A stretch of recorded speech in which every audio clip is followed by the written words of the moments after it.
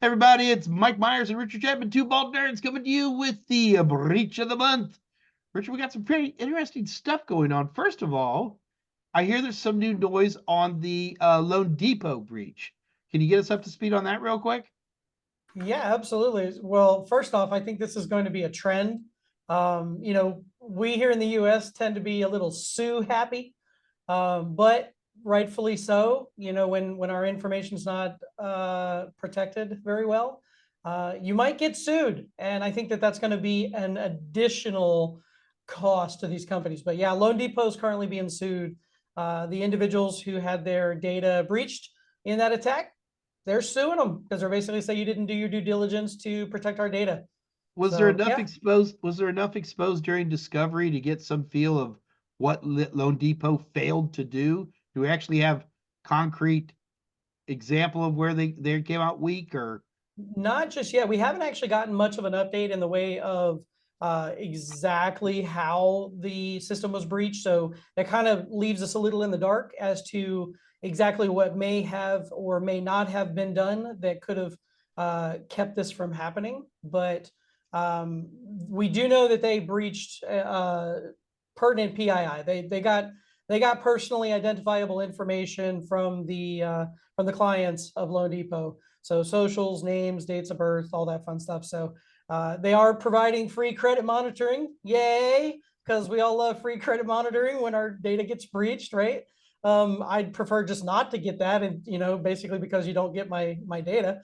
But unfortunately, it's happening. It's happening every day, man. I mean, it's crazy the amount of breaches that are happening. It's nuts.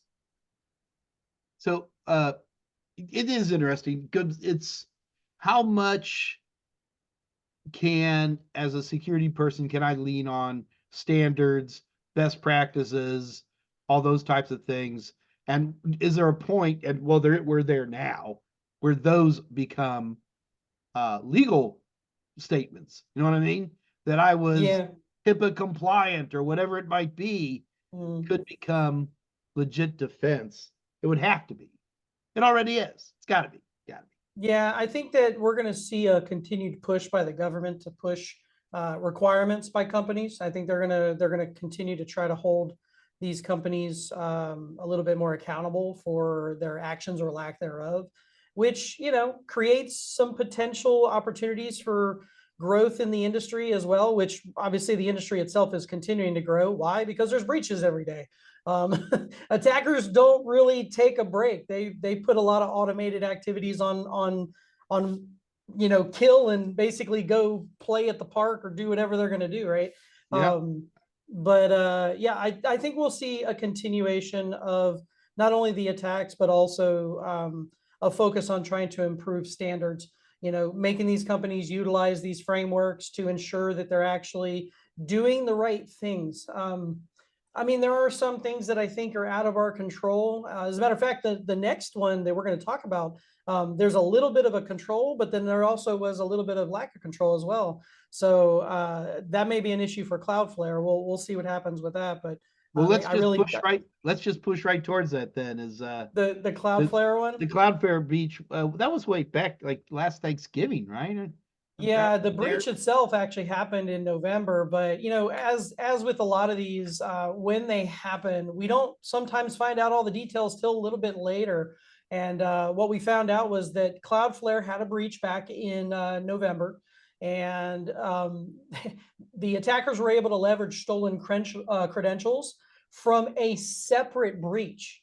So they had actually been able to obtain credentials from the Okta breach. So it was a totally separate breach. And, it's funny when that kind of stuff happens because you're going, okay, well, what could we do? They breached that company, which then led to us. So that's a whole different discussion there, right? But yeah, I mean, that breach allowed an attacker to take three service accounts, and they were able to utilize those service accounts to gain additional access and so forth. Gained reconnaissance, gained access to a brand new data center that wasn't even online yet.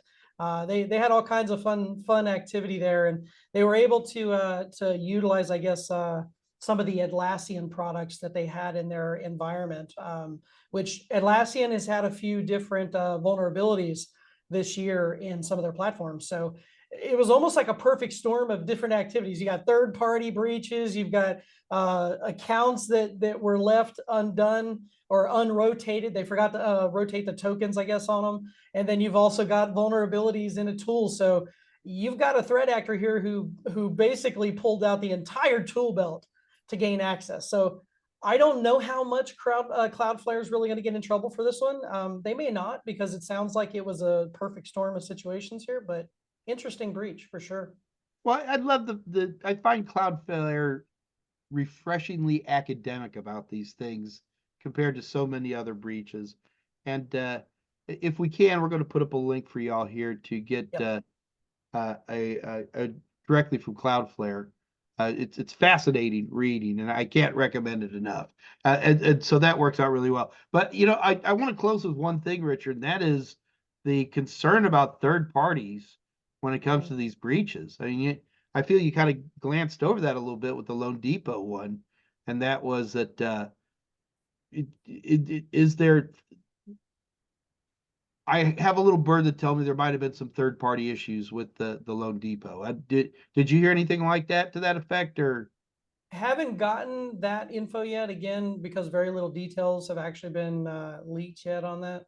But I don't know. Again, we talked about it before when we actually talked about the Loan Depot breach. I do still feel between the Loan Depot, the Mr. Cooper, and the third one, I'm drawing a blank on the name at the moment, but those three mortgage companies that were all hit within the period of 3 months. It was one, then another, then the next.